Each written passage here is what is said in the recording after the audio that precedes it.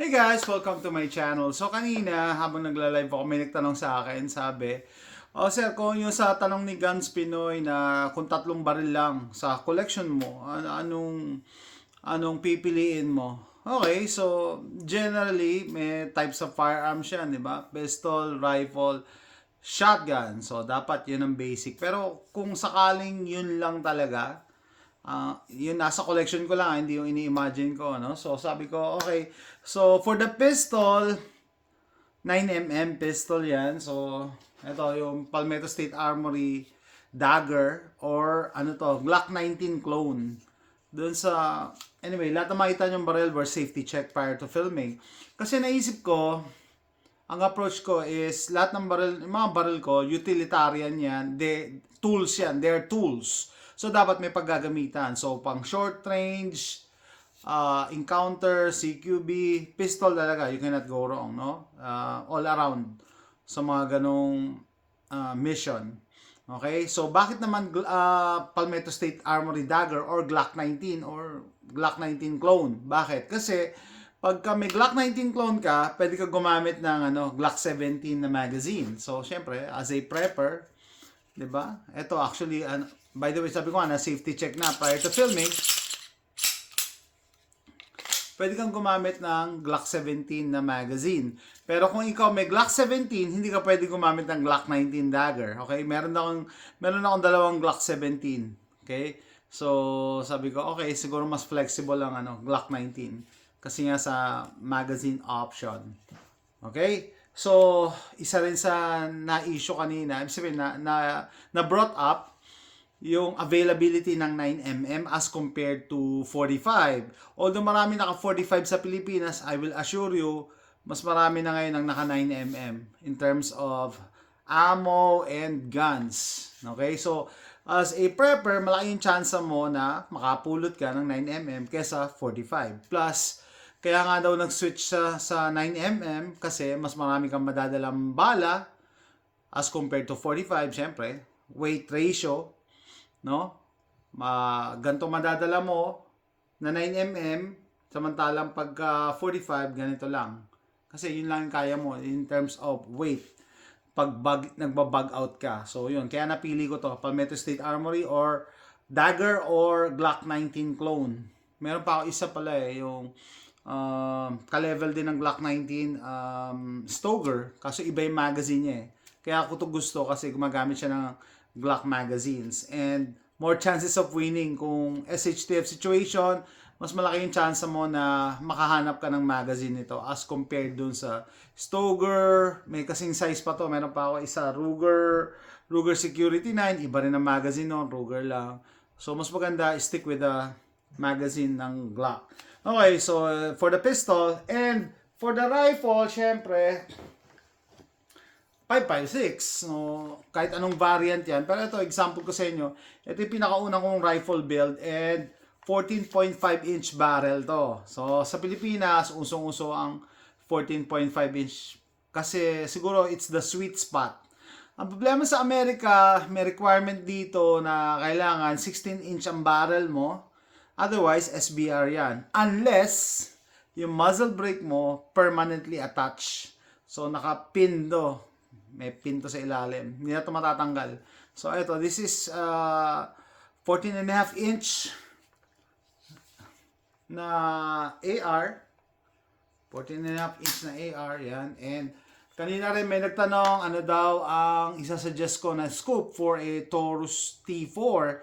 Sabi ko kung magti-T4 ka na 14.5 inch barrel or 16 inch barrel, I prefer na gumamit ka na lang red dot or something similar para mid-range and maybe long-range shooting pwede. Kasi naka-scope ka, naka-permanent long-range shooting na setup.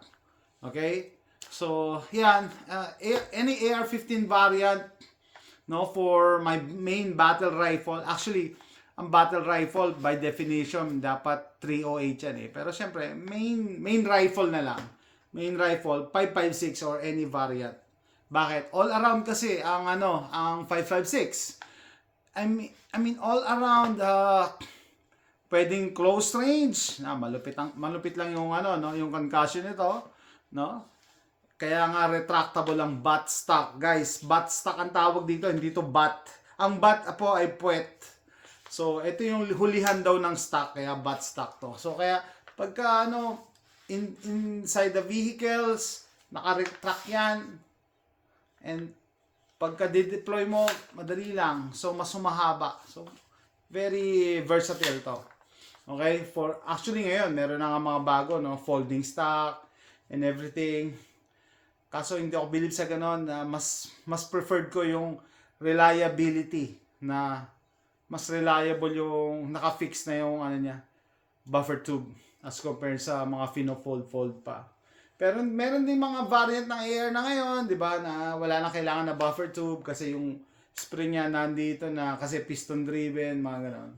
Okay, pero main rifle ko 5.56. Pag short range, mid range, maybe a little long range, pwede na hanggang 400 yards, pwede na. Actually, yung 300 yards minsan mahirap na makita with the bare eyes lang, no?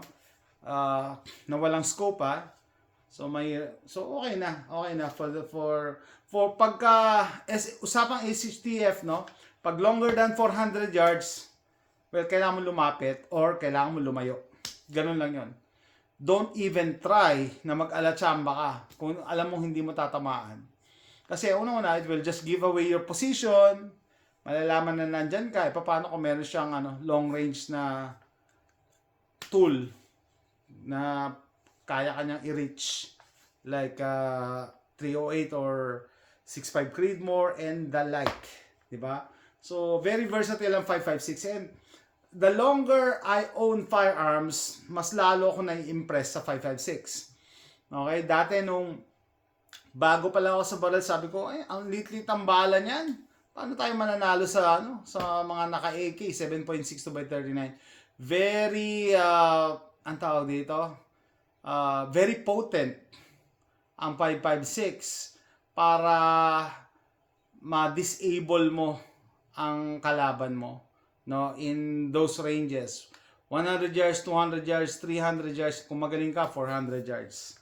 And CQB pwede rin kung tutuusin. Deadly nga to sa CQB. So yan na, no? Meron na tayong pistol, may long range rifle. Ano yung pangatlo kong barrel na naisip? Kanina, on the spot, ito pumasok sa isip ko, no? 22 LR na bolt action Savage Mark II FVSR. Okay, fluted ang barrel nito. Tapos bull barrel. Bull barrel means makapal. Tapos fluted.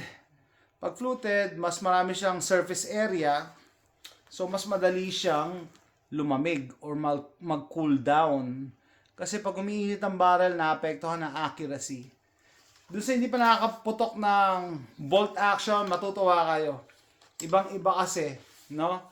You're taking your time, mas nakakatuwa pag nakatama ka ng malalayo. So bakit ito napili ko pala? No? Kasi nga meron na akong 9mm, meron akong 5.56. So sabi ko kailangan ng 22 LR. Between a 12 gauge shotgun and a 22 LR, siguro 22 LR. For SHTF situation, for hunting, small game, hindi ka pwedeng mag-hunt nitong 9mm at saka itong 5.56 for small game, yung mga maliliit na hayop like squirrels, raccoon, kung kakain kayo ng raccoon, no? Mga ganon. Dahil madudurog na masyado yung laman nila. Okay? Kailangan mo ng maliit na caliber, which is yan. Okay na yung 22 LR. Tapos, yung 22 LR pa, kaya sabi ko, okay, ito na lang napili ko sa collection ko. Kasi may isa ka pang tatanungin anong gusto mong 22 LR? Rifle or pistol? Sabi ko siguro mas effective pagka rifle, lalong-lalo na kung hunting ang purpose or food gathering or pwede rin siguro to keep the enemies at bay. Ano ibig sabihin? I think may story sa Poland na may factory doon na dinefend ng mga resistance against the Nazi, no? Ilang araw sila nakapag-defend daw na gamit lang nila 22 LR. Kasi walang lalapit hanggang nagpapaputok ka. ganun ka-importante ang 22LR sa SHTF situation. Bakit? Marami kang madadalang bala na 22LR compared sa 5.56, compared sa 9mm. Isang ganito kaliit na box, 500 rounds na. Ang dami mo madadala. So, ang dami mo nagagawa. Ang dami mo na ma-hunt, ang dami mo magagawa. And marami kang masisend na tingga downrange. So, pwede ka mag-provide cover hanggang tumatakas mga kasama mo. Kasi, pagka 9mm, konti lang ubos na yung bala mo. Ito rin, konti lang ubos na ang bala mo, sayang. Pero kung 22LR, mas marami kang mapapadala downrange para hindi kayo atakin. Yun lang naisip ko mga senaryo. Tapos, eto nga sa collection ko, I think this is the most accurate sa aking collection na 22LR. Marami rin ako 22LR na rifle. When it comes to accuracy, syempre, tatalunin ng bolt action yung semi-auto. Kaya sasabihin nyo siguro, sir, meron ka dibang Ruger 1022, ba't di yun ang pinili mo? Kasi semi-auto yun eh. Ito, bolt action, no? One shot, one kill. Kaya, mas accurate, mas matipid sa bala. 'Di ba? Yun naman ang ano mo ang purpose mo 'di ba? Kaya naisip ko ng 22LR, para makapag-hunt ng game, small game. Okay? Ano pa? I think that's it. Yan. Yung si JR na kakilala ko, first time niya pumutok ng 22LR, tuwan-tuwa siya dito. And maganda rin tong trainer para sa mga new shooters, female shooters, young shooters, kasi may enhance yung skills nila, yung breathing, yung paghinga,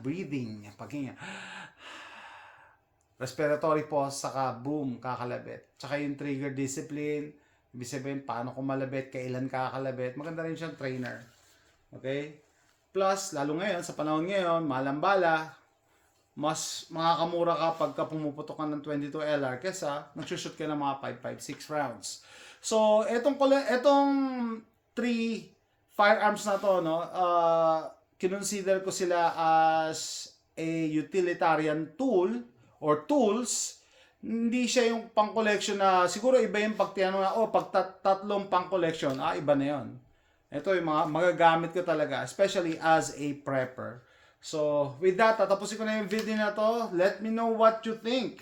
Do you agree or disagree? It depends. Sabi ko naman kanya, parang sa tanong na yun, wala namang wrong answer. Lalong-lalo na siguro pag limited ka kung ano lang yung nasa collection mo. Ito lang yung nasa collection ko Di ba?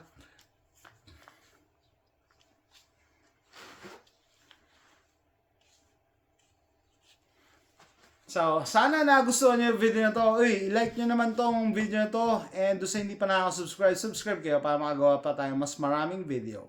See you next time. Bye!